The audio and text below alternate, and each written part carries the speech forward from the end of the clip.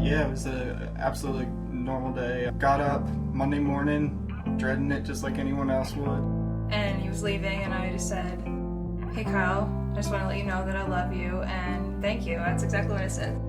It ended up being that in my mind I wanted the train to go down one track, and it ended up not coming down that track. It ended up going down the track that I was walking down. Next thing I remember is getting drugged underneath the train, just thinking, you can stop dragging me anytime now. Once he got the train shut down, I called on the radio and told him, you need to get our protective services down here as soon as you can. It was hard because nothing seemed real at that point. It was almost a feeling of disbelief, but at the same time realizing that it wasn't a dream, this was real, and trying to cope with all that in my mind, just trying to tell myself, just don't panic. I just knew that, staying calm was going to be my ticket to getting to see my wife and my daughter. All we knew is that we had somebody critically ill that was coming, that had been dragged by a train. I don't remember anyone's face or anything. I do remember hearing a few people talking to me, telling me I was doing good, just to stay calm. I was in their hands at that point. He was getting sicker by the minute. His heart rate was going higher. It was obvious that he was in distress. He was in a puddle of blood, basically, and actively bleeding from the muscles. The bones were broken in several places. It didn't look like a pair of legs. I remember talking to him and saying, we're gonna take care of you. Everything is gonna be fine. And then from there on out, I went under. While we were getting on the highway, my brother and his fiance were in the car in front of us, and when I saw that, I knew. At that point, they told me that he was hit by a train. I thought for sure he was dead. It was scary to go into the hospital because I didn't know what they were going to say. We waited in there for what seemed like forever, but it was probably maybe 30 minutes, and then Dr. Ferrata came in. She said that he was going to live. And she said they would amputate his legs, but I was so happy that he was alive, I did not care. I was just so grateful that he was going to live. This was a devastating injury, but it was either at that point saving his life or saving the legs. We knew, and we're not going to stay here for a long time in the operating room trying to fix something and make it pretty. We're going to save his life. That night, I woke up. She was down seeing one of the doctors because her blood pressure was through the roof with everything that was happening, just making sure that our daughter was okay, that she was okay. I just remember I wanted to talk to him, I wanted to communicate, but I couldn't talk. I had the tube in my throat.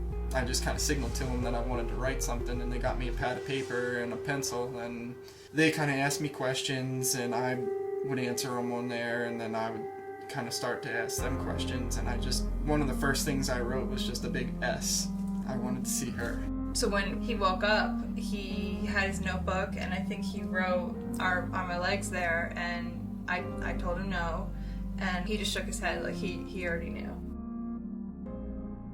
We had a plan. I was going to be induced at another hospital, and that doctor that I originally had kind of discussed it with the doctors what the plan was. I remember just wanting to try to take it as long as I could, and then finally they scheduled the date there, and which was 13 days after the accident, and luckily he was okay enough to come down there. So they brought him to labor and delivery, and we were right there, bed to bed. I think it was a sight to see for sure, because every time a new doctor, they would switch shifts, the doctor would come in for me and just be like, "Oh." And they came in, and they were all so nice. I think after they would go from taking care of me to right over to her, and they weren't there for her, but they were there for her. Yeah. Kyle is a bilateral above the knee amputee who is alive and has all the energy and all the drive of doing anything that he wants. One of my biggest concerns was, am I going to be able to take care of my daughter?